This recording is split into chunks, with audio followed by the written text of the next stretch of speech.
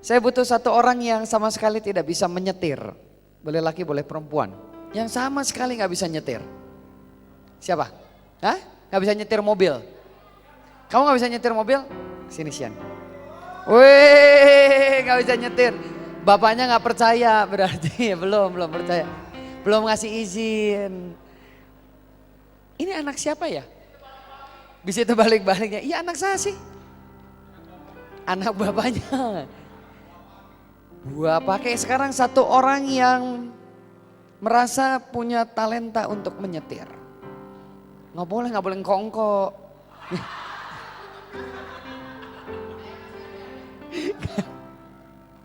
Siapa yang bisa nyetir? Cowok. Kamu bisa? Kamu bisa nyetir?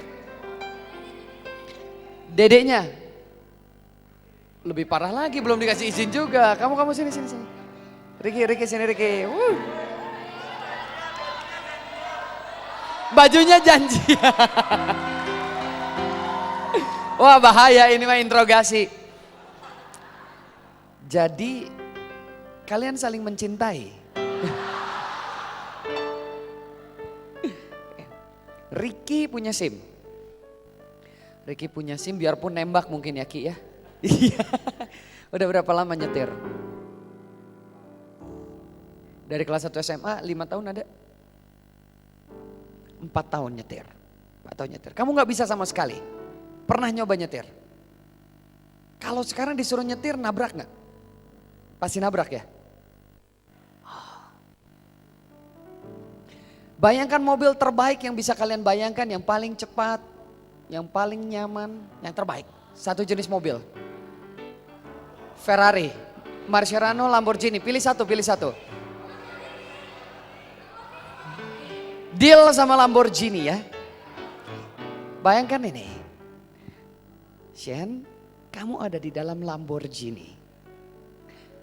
Kuncinya ada di tangan kamu, di depan kamu ada setir, kamu sendirian dalam mobil itu. This is Lamborghini kamu. Untuk kamu, dengan wajah kamu, kita anggap kamu pakai Daihatsu Luxio aja ya. Soalnya saya lihat di sana Daihatsu Luxio. Lamborghini Daihatsu Luxio. Saya mau panggil Michelle sini. Pakai akal sehat kamu. Dia temanmu ya. Kamu diam di sini, Michelle. Pakai akal sehat kamu. Dan kita akan ke Jakarta. Kita mau ke Jakarta lewat jalan tol dari Lembang ini. Lamborghini Daihatsu Luxio. Dia punya SIM, dia bisa nyetir. Dia sama sekali belum pernah nyetir. Mau ke Jakarta. Dalam waktu 3 jam harus sampai di Jakarta. Karena ada batasan waktu. Mau ikut mobil yang mana? Ya dialah. Yang mana yang dialah? Iya. Yang Ricky ada. Rebutan dong, kan temenan rebutan. Tapi dia Luxio. Yang ini Lamborghini. Saya nyetir.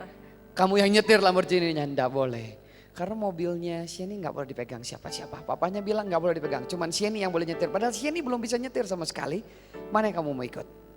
Iya. Ricky. Coba di belakang Ricky. Di belakang Ricky dulu. Satu orang cowok, kamu sini. Kamu di belakang Ricky, baris di belakang Ricky. Sini. Pilih. Sieni, Ricky. Itu aja. Yang Ricky. Ke belakang Ricky. Bukan masalah gayanya. Pakai akal sehat. Kwok. Saya senang panggil nama kamu Kwok. Oh Kwok cewek, Kwok 1. Di belakangnya Michelle boleh? Di belakang Michelle, sip. Kwok mana yang kamu pilih? Siapa? Ricky. Ke belakang Ricky. Kamu dong, kok dia. Saya mau nanya, kalau ke Jakarta, Sieni gak bisa nyetir tuh, Cici Ungu itu gak bisa nyetir. Ricky bisa nyetir, tapi mobilnya lebih jelek. Kamu mau ikut yang mana? Gue sih nggak mikirin kualitas mobil. Gak mikirin kualitas mobil, yang penting keselamatan. Ikut belakang Ricky. Gak mikirin kualitas mobil, udah ada berapa orang itu? 4 orang. Mobil kamu bagus tapi gak laku ya. Menyedihkan sekali. Muka cantik, mobil bagus gak ada yang ikut. 1 orang terakhir. Nah kamu mau ikut mana? Sheni atau Ricky ke Jakarta dalam waktu 3 jam. Mau ke Jakarta dalam waktu 3 jam, mobil Sheni bagus. Hah? Ikut Ricky, ayo ke belakang Ricky. Nggak dapet Sheni nggak apa-apa, Sheni ketinggalan di Bandung. Dan sekarang Sheni sendiri, sekarang saya tanya. Kamu, mobil kamu bagus, kamu harus ke Jakarta dalam waktu 3 jam, kamu nggak bisa nyetir, tapi mobil kamu bagus. Kamu tetap di mobil ini atau kamu pindah ke mobilnya Ricky? Pindah. Silakan pindah. Biar mobil ini saya yang kendarai, karena saya bisa nyetir. Loh, dengar ini. Ibaratkan mobil ini bakatmu, ibaratkan mobil ini talentamu. Tapi ketika kamu tidak memiliki sikap, siapa yang mau sama kamu? Kamu mau pergi kemana? Lihat ini, mungkin dia gak berbakat, tapi dia punya sikap yang bagus. Dan berapa banyak orang yang ada di belakangnya. Even orang yang memiliki bakat meninggalkan bakatnya untuk mengikuti orang yang memiliki sikap yang baik. Lihat ini buktinya, kamu pakai akal sehat dari tadi? Iya dong pakai akal sehat. Dan semua orang di dunia ini hidup dengan akal sehatnya. Kita kasih tepuk tangan buat teman-teman yang ada di depan. Silakan kembali Sheni, terima kasih banyak. Mobilnya saya ambil lagi ya Sheni ya. Guys terima kasih. Dengar ini, dengar ini. Kadang kamu berpikir tapi saya gak berbakat. Tapi saya gak punya kemampuan. Tapi bakat saya sedikit. Saya gak punya apa-apa yang bisa dibanggakan. Ada satu hal yang bisa kamu banggakan. Sikapmu. Sikapmu. Sulit. Mengelola bakat sulit, sangat sulit. Susan Boyle dikasih anugerah untuk dia bisa bernyanyi dengan sangat luar biasa. Bagaimana dengan kita yang suaranya buruk? Sikap akan menentukan. Bukan masalah bakat aja. Tapi sikapmu menghadapi persoalan. Sikapmu terhadap sebuah keadaan akan menentukan sejauh apa engkau akan melangkah. Setinggi apa engkau akan mendaki. Dan di mana engkau akan mengakhiri kehidupanmu. Your attitude. Dreams. Kamu udah punya, that's good. Tapi apakah sikap kamu miliki? Are you ready to change your attitude? One more time. Are you ready to change your attitude? I can hear you. Are you ready to change your attitude? Let's change. Change from your mind. Ada 2 anak kembar. Kembar, identik. Beda beberapa detik. Lahir di keluarga yang sama. Papanya pemabuk dan pemarah. Papanya suka mukul mama. Siapa yang pernah lihat mama dipukul? Saya pernah. Ada lagi yang pernah? Kamu pernah? Sakit rasanya? Benci sama papa? Kalau saya benci, saya hampir bunuh papa saya sendiri.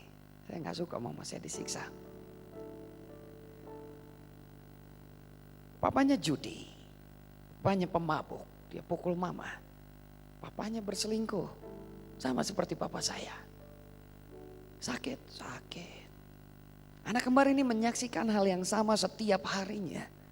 Anak kembar ini tidak terpisahkan tinggal di rumah yang sama setiap harinya. Papanya malas dan gak bekerja sama sekali. Mamanya yang bekerja keras.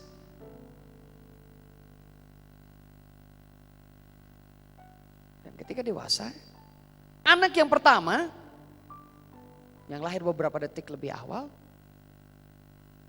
jadi apa kira-kira? Seperti apa dia? Kamu bisa tebak? Kayak gimana coba?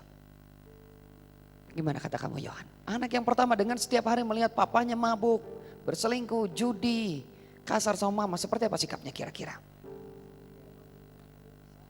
Oke. Pertama? Bisa jadi kayak papinya, yang kedua dia bisa nggak mau kayak papinya. Two options. Ada 2 pilihan, benar nggak? Lagu bilang hidup nggak adil. No, life is fair. Hidup sangat adil karena setiap kehidupan memberikan selalu 2 pilihan. Apakah kehidupan menentukan bahwa kalau papanya buruk kamu harus buruk? No. Hidup selalu ada option. Ada 2 pilihan. Anak yang pertama mengambil opsi yang pertama untuk menjadi seperti papahnya. Dia mabuk juga. Dia pukul istrinya juga. Dia main perempuan juga. Dia berjudi juga. Lihat langkahnya jauh sekali. Tapi anak yang kedua memilih hal yang berbeda. Papa saya mabuk dan saya lihat kehidupannya tidak baik. Dennis, saya mau hidup sehat tanpa alkohol. Papa saya tidak bekerja dan dia hidup miskin. Dan dia harus berjudi karena dia pikir dengan judi dia bisa dapat uang lebih banyak dengan cepat. Oh, saya akan bekerja keras. Dan saya mulai sekolah dan berjualan di waktu yang bersamaan. Supaya saya bisa kuliah. Dan akhirnya saya menjadi akuntan publik. Pekerjaan yang bagus. Saya lihat mama saya menderita. Dan ketika mama saya menderita, saya sebagai anak menderita. Oh, saya akan mengasihi keluarga saya. Memberikan yang terbaik untuk keluarga saya dan hidup sampai maut memisahkan dengan keluarga saya.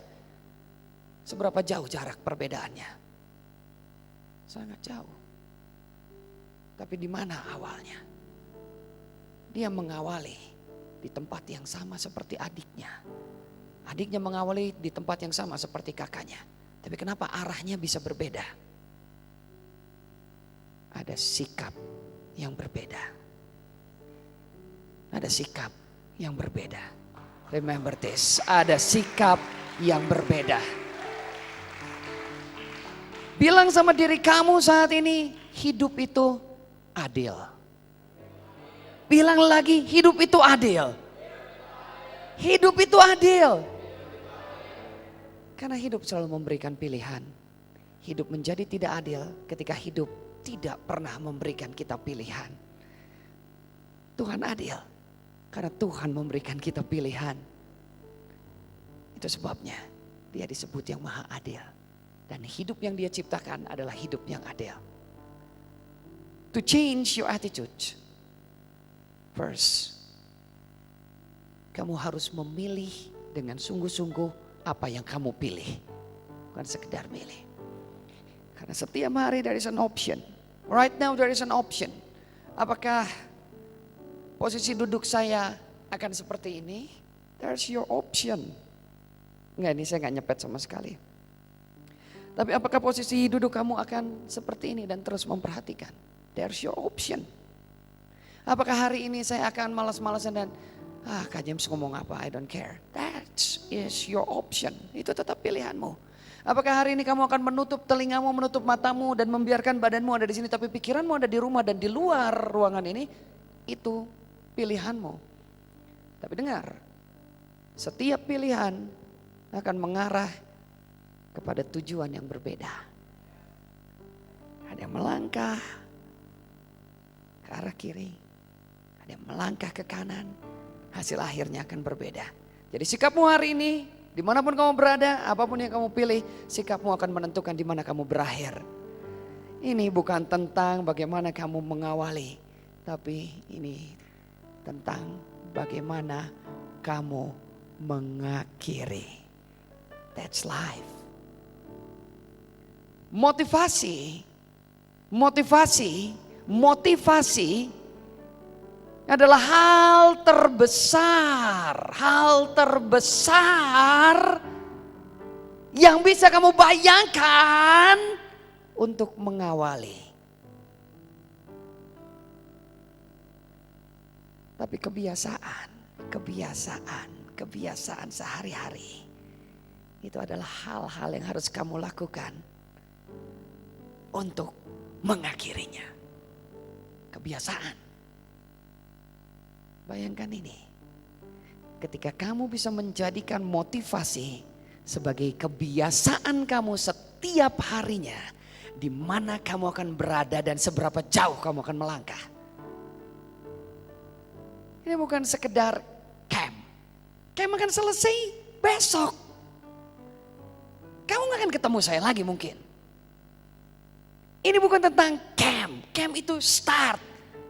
Tapi bagaimana sikap kamu setiap harinya untuk menjadikan gaya hidup di camp ini sebagai gaya hidup kamu setiap harinya. Setiap harinya.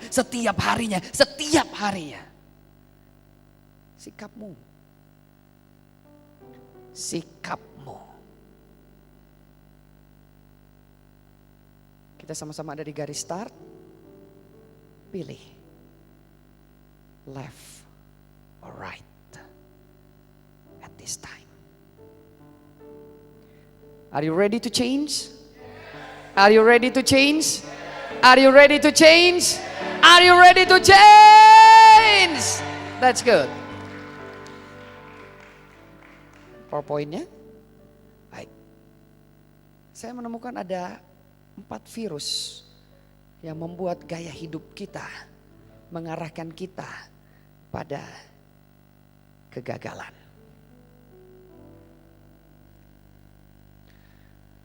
Saya cuman ambil cara membacanya aja dalam kamus bahasa Inggris, ini dibacanya virus atau virus.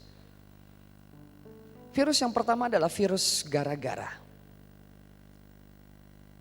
Virus gara-gara. Saya ambil, ini ada teroris dengan 1 orang korban yang ditutup mukanya, yang dipaksa harus membaca. Teroris dengan 1 orang korban yang ditutup wajahnya. Ada 2 kelompok besar di sini. 1 kelompok disebut korban dan 1 kelompok lagi disebut pelaku. Pelaku, korban. Atau dalam bahasa Indonesia kita menyebutnya ini sebagai subjek, dan objek. Ada 2 kelompok, subjek dan objek. Let's start dengan gara-gara.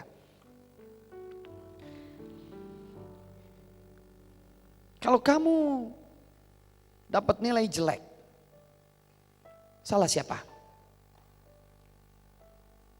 Kalau kamu dapat nilai jelek di sekolah, salah siapa? Diri sendiri, yakin bisa ngomong kayak gitu? Kalau saya tambahin seperti ini, kalau guru kamu pinter tapi gak bisa ngajar dan nilai kamu jelek, salah siapa? Salah gurunya, that's good.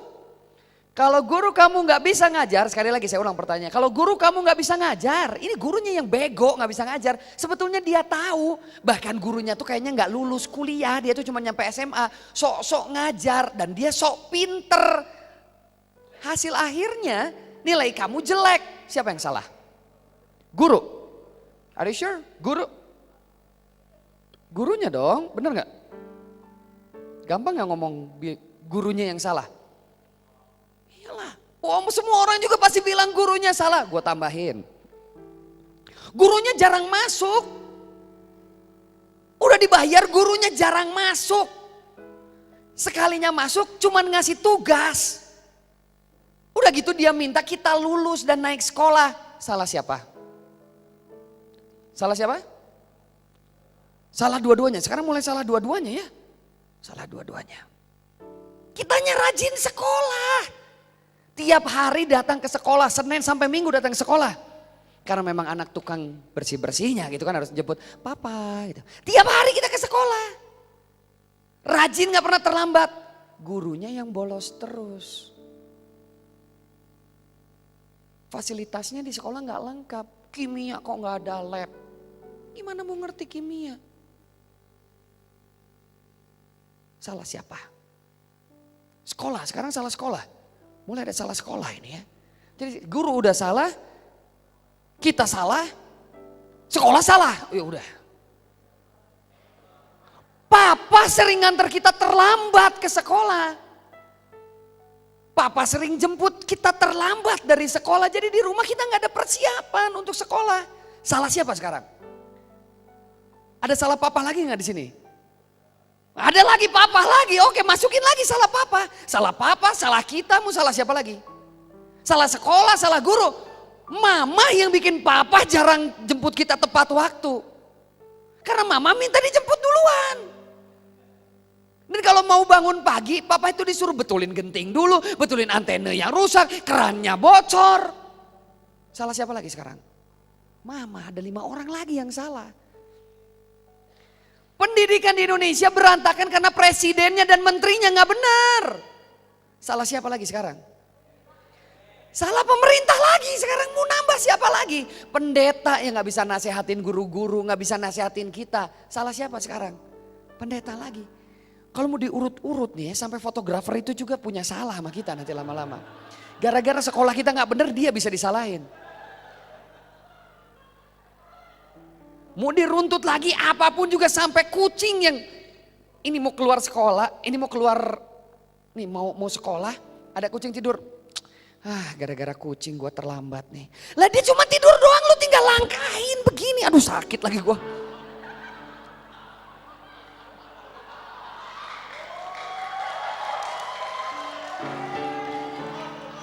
All out. Berdarah loh kayak. Ya, tapi sound sistemnya salah. Mic-nya salah, ini mic-nya ini. Harusnya tuh lu pakai clip on, tau nggak, lu yang salah. Clip on. Pemain keyboard ini gara-garanya. Kenapa Kotim bikin camp ini saya jadi luka, Kotim?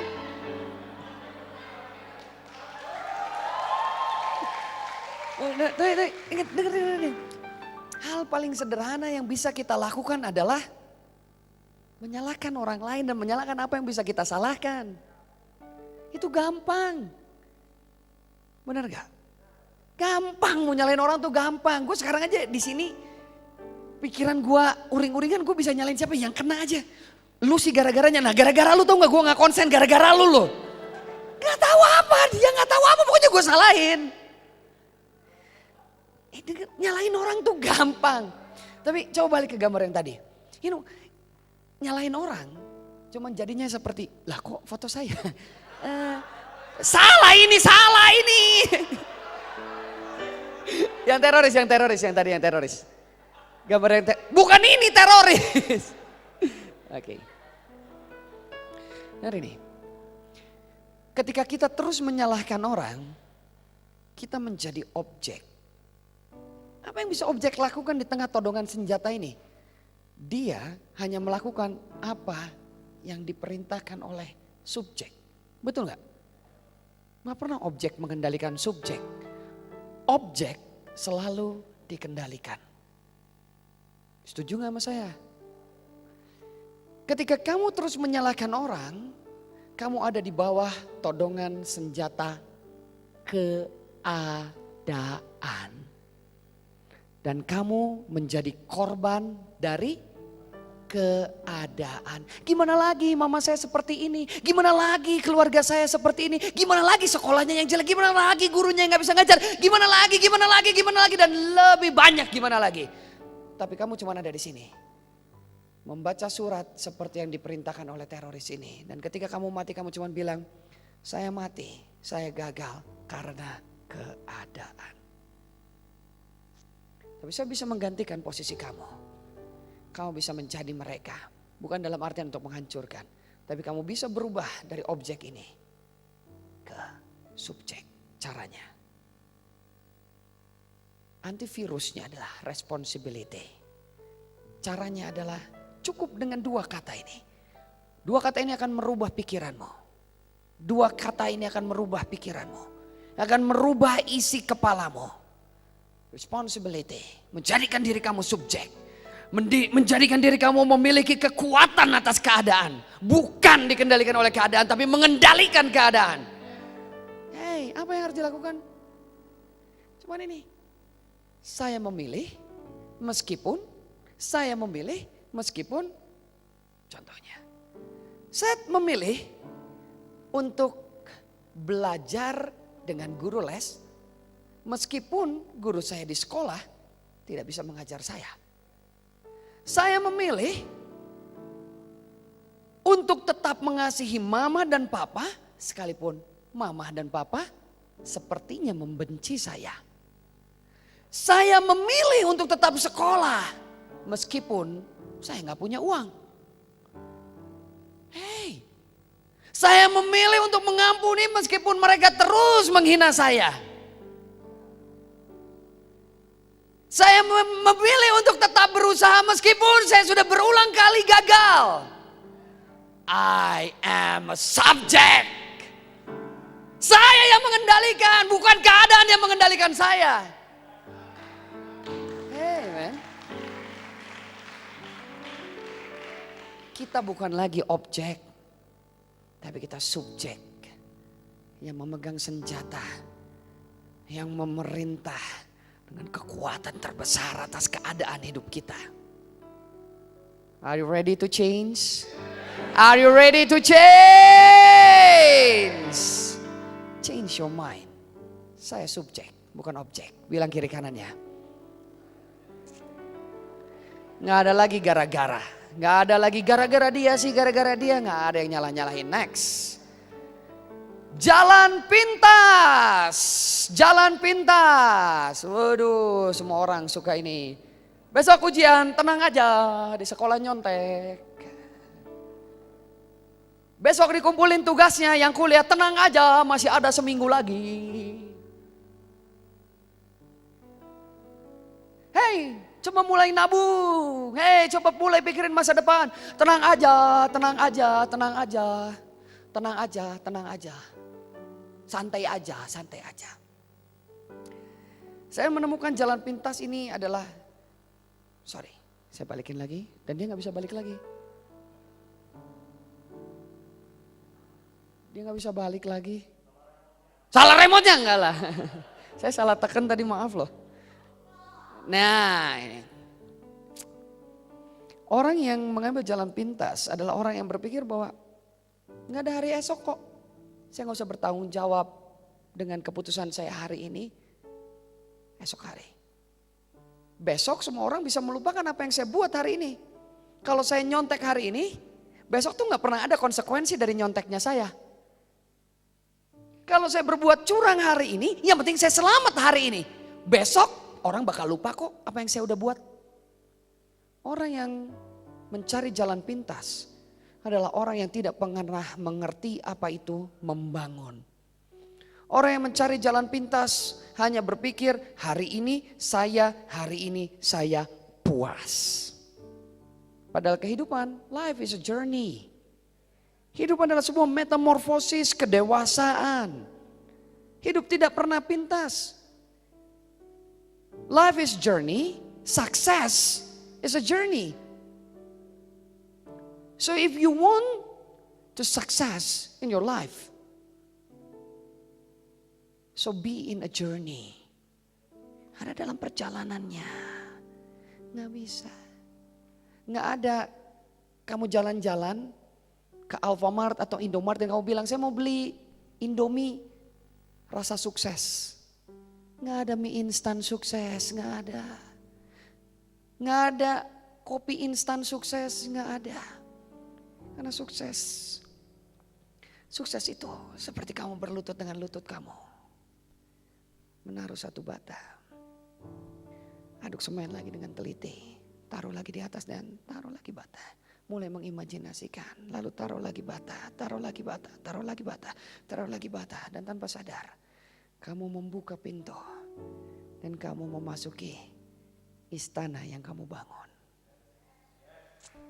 Tapi dengar ini, ketika kamu tidak tahu apa itu membangun, kamu hanya menyusun bata itu ke samping. Ketika kamu membuka pintu, kamu tidak sedang memasuki istanamu, kamu sedang memasuki toko bangunan. Karena semuanya berserakan. Sukses itu sebuah perjalanan membangun kehidupan. Dengan apa kita membangun kehidupan? Slide yang tadi. Dengan dignity. Saya punya videonya karena saya takut salah lagi. Jadi tolong boleh ditekankan dari sana. Ini adalah video terbaik tentang seorang wanita bisu tuli. Tapi dia mau bisa main violin. เป็นคนหูหนวกแล้วจะเล่นไวโอลินเธอจะบ้าเหรอทำไมไม่ไปเรียนวิชาอื่นเสียเวลาคนอื่นเขา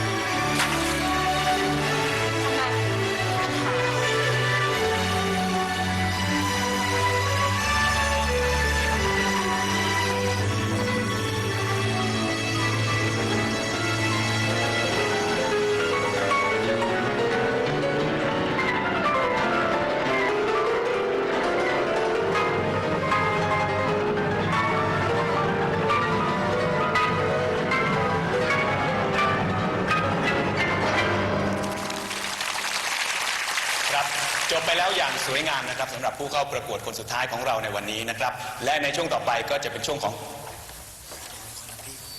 ครับเรายังเหลือผู้เข้าประกวดอีก1ท่านนะครับในวันนี้เราไปพบกับเธอกันเลยครับ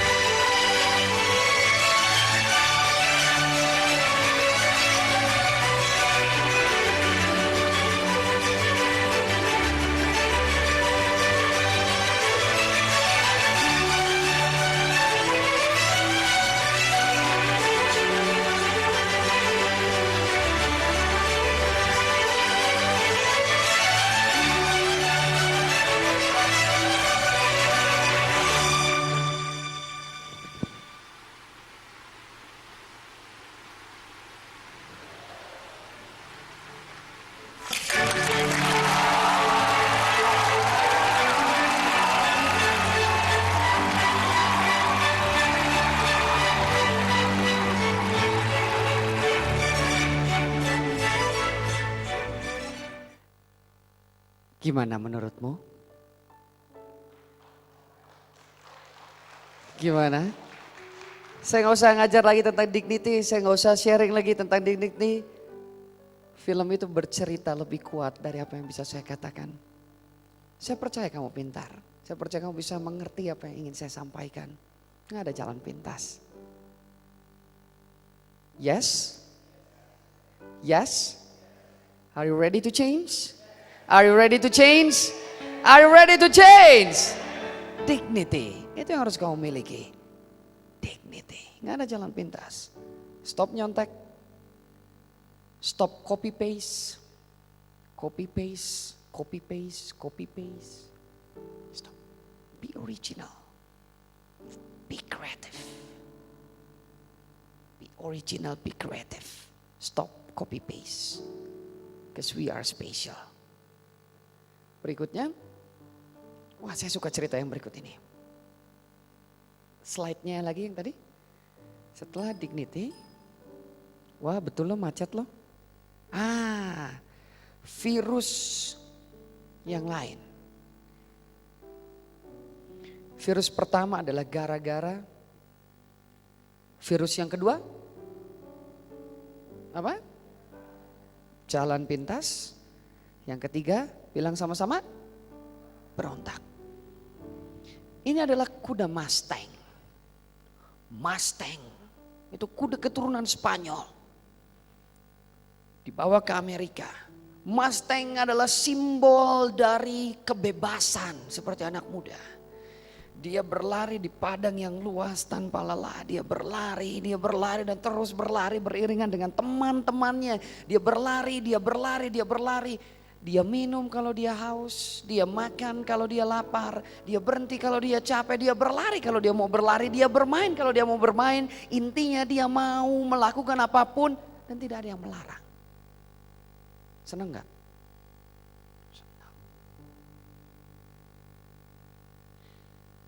Mustang itu lambang dari kebebasan. Anak muda suka kebebasan. Kenapa papa atur saya? Kenapa sekolah banyak peraturan? Kenapa di mana-mana harus ada peraturan? Kenapa di negara ini harus ada pemimpin yang mengatur? Kenapa? Anak muda harus bebas. Bebas mengekspresikan dirinya. Muda harus bebas. Anak muda harus bebas. Tapi di antara kuda yang bergerak bebas itu, ada beberapa kuda yang terpaksa harus dididik dengan kedisiplinan. Ini adalah kuda yang dipakai oleh tentara Amerika. This is the same Mustang yang bergerak bebas. Ini adalah Mustang yang sama. Beberapa Mustang ditangkap. Susah nangkap Mustang, susah. Beberapa yang tertangkap dibawa ke tempat pelatihan kuda. Sementara Mustang-Mustang yang lain berpikir, oh kasihan. Kasihan kuda yang tertangkap itu, kasihan. Karena dia enggak lagi bebas. Kuda itu udah enggak bebas lagi. Kudanya udah enggak bebas. Dia diikat mulutnya. Kadang dia dipecut. Diikatkan ke tiang dan dia nggak bisa bergerak kemana-mana. Makan ada waktunya. Ya, menyebalkan. Mandi ada waktunya. Bahkan beranak pun ada waktunya. Dia nggak bebas. Kuda-kuda di luar berpikir kasihan kuda itu menderita. Sampai akhirnya tiba waktu musim kekeringan. Kuda bebas yang tadinya besar itu mulai menjadi kurus, letih, kecapean, sekarat di padang. Sementara kuda yang dididik dan dilatih keluar dari batalionnya dengan tegap. Karena sekalipun kering, dia masih tetap punya air minum. Sekalipun kering, dia masih tetap punya makanan karena ada yang merawatnya. Sekalipun kekeringan, dia tetap tegap. Dan dia berjalan di tengah upacara dengan gagahnya. Dia berjalan di tengah upacara dengan gagahnya menghadap presiden. Kuda yang satu tunduk jatuh karena mati kekeringan. Kuda yang satu tunduk jatuh karena akan diusap kepalanya oleh presiden dan memberikan penghormatan yang terbaik untuk presiden. Ada dua jenis pilihan. Kamu mau bebas? Melakukan apapun yang kamu mau dan kamu berpikir dengan kebebasan kamu menjadi anak muda. Tapi lihat 10 tahun ke depan. Tapi lihat 15 tahun ke depan. Tapi lihat 25 tahun ke depan kamu akan menjadi apa? This is the time untuk kamu berdisiplin. Kita balik lagi ke slide-nya. Berontak kita lawan dengan pengaruh. Pengaruh hanya bisa dihasilkan oleh kedisiplinan. Semakin besar pengaruh, maka kamu akan mempengaruhi banyak orang. Kita berpikir dengan berontak sama mama papa, berontak sama mama papa, kamu bisa merubah mama papa kamu? Dengan kamu melawan mama papa kamu dan mama papa kamu akhirnya mau menuruti apa kata-kata kamu? No, gak akan pernah. Tapi dengarkan ini, dengan kamu berdisiplin sekolah, bekerja keras. Berdisiplin sekolah, bekerja keras dan menunjukkan bahwa kamu berprestasi. Sampai di satu titik kamu berdiri dan berkata, Mom, I know what I'm doing, Mom. Kamu gak usah khawatir, Mama. Dan Mama akan berkata, yes my son, saya tahu kamu sudah dewasa. Do it by your way. Pemberontakan tidak akan membawa kamu pada apapun. Tapi kedisiplinan membawa kamu pada pengaruh yang besar. Dan mempengaruhi orang-orang di sekitar kamu. Jangan paksa orang mengikuti kamu dengan paksaan yang kuat. Tapi biarkan mereka mengikuti kamu karena pengaruh yang kuat. Jangan berontak. Itu adalah virus anak muda yang berbahaya. Berontak. Nah, itu sebabnya di tempat ini, guys, handphone mati, masukkan. Tidak ada yang makan. Datang ke sini before the time. Dan yang luar biasa, kalian semua melakukannya dengan sangat baik. This is what you have to do. That's good. That's good. Nggak ada yang mati kan? Dengan berdisiplin cuma matiin handphone, makan pada waktunya. Nggak datang terlambat, nggak ada yang jadi mati kan? Nggak ada yang kehilangan kekerenannya kan? Tetap cool, semuanya tetap keren, tetap asik. Ingat, disiplin, nggak usah berontak. Yang terakhir, setelah pengaruh, virus yang terakhir, selain kita tadi menjadi pemberontak, jalan pintas. Dan yang pertama, apa yang pertama? Gara-gara, bagus pada ingat. Yang terakhir adalah egosentris. Ini waduk, ini tuh waduk Jatiluhur. Waduk Jatiluhur, tenang airnya ya. Tapi apa yang bisa dihasilkan oleh waduk yang airnya tenang kalau pintunya nggak dibuka? cuma dipakai orang main canoeing, kadang ada bebek-bebekan. Benar nggak? Di kayu, bebek-bebekan, airnya cuma dipakai bebek-bebekan.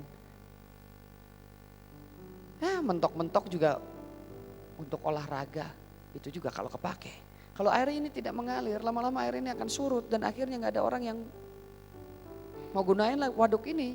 Tapi coba lihat, ketika kita mengalir seperti sungai, sungai ini bisa menjadi pembangkit listrik tenaga air.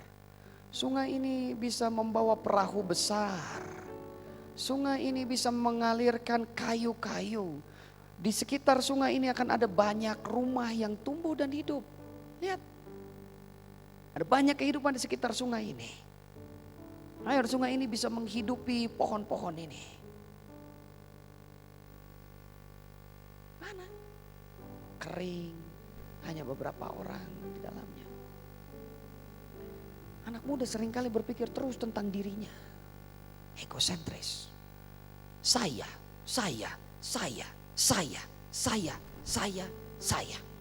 Mereka berpikir kalau berpikir terus tentang dirinya saya, mereka akan menjadi orang besar. Karena yang paling utama saya. No, salah. Kalau kamu berkelimpahan, kamu akan mengalir. Kalau hidupmu mengalir seperti sungai tanpa sadar, kamu akan semakin besar karena sungai selalu bermuara di laut. Mengalir. Jangan terus berpikir tentang diri sendiri, tapi lihat di sekitarmu siapa yang lemah dan saya akan tolong dia. Ketika saya mengajar, saya akan diajar. Lihat kiri kananmu. Lihat kiri kananmu. Masing-masing dari mereka di kelompok diskusi kamu punya masalah. Kenapa gak tolong? Jangan terus, tapi kan ini saya bayar camp 2 juta, saya harus dapat yang terbaik. Cara mendapatkan yang terbaik adalah dengan memberi yang terbaik. Cara mendapat yang terbaik di camp ini adalah dengan memberi yang terbaik di camp ini. You will never take anything from this camp, but you will give everything to this camp. Kasih yang terbaik. Kasih di kepala kamu. Saya mau ngasih. Ketika masuk session, saya mau memberi yang terbaik. Setidaknya kamu bisa memberikan perhatian yang terbaik ketika kamu duduk. Setidaknya kamu bisa memberikan respon yang terbaik ketika kamu duduk. Kamu bisa melakukan. Bukan egosentris. It's not all about you. But it's about people who think about you. Listen to this. It's not all about you, but it's about people who think about you. Bukan tentang kamu dan diri kamu, cuma satu orang. Tapi if you think about people who think about you, it's bigger. Gak ada egosentris. Are you ready to change? Are you ready to change? Are you ready to change? Pertama, gak ada gara-gara siapapun. Take responsibility. Gak ada jalan pintas, yang ada dignity. Bilang sama saya, responsibility, dignity, influence, giving. Sekali lagi. Responsibility, dignity, giving, influence. Berdiri dan bilang dengan sangat kuat karena ini akan menjadi gaya hidupmu. Kamu berjanji bahwa kamu akan berubah hari ini. Kamu berjanji bahwa ini akan menjadi karaktermu. It's not about your talent. Ini karaktermu yang akan menentukan sejauh mana talent itu mempengaruhi kehidupanmu. Bilang sama saya 3 kali. Dignity, dignity, dignity. Sebelumnya responsibility. 3 kali. Responsibility 3 kali yang kuat. 1, 2, 3. Responsibility, responsibility, responsibility. Next, dignity 3 kali yang kuat. 1, 2, 3. Dignity, dignity, dignity. That's good. Giving. 1, 2, 3. Giving, giving, giving. Dan yang terakhir, remember, influence. 1, 2, 3, go. Influence, influence, influence. Kita kasih tepuk tangan untuk teman-teman semua yang ada di sini. That's good, guys. Kita punya waktu 15 menit untuk group discussion.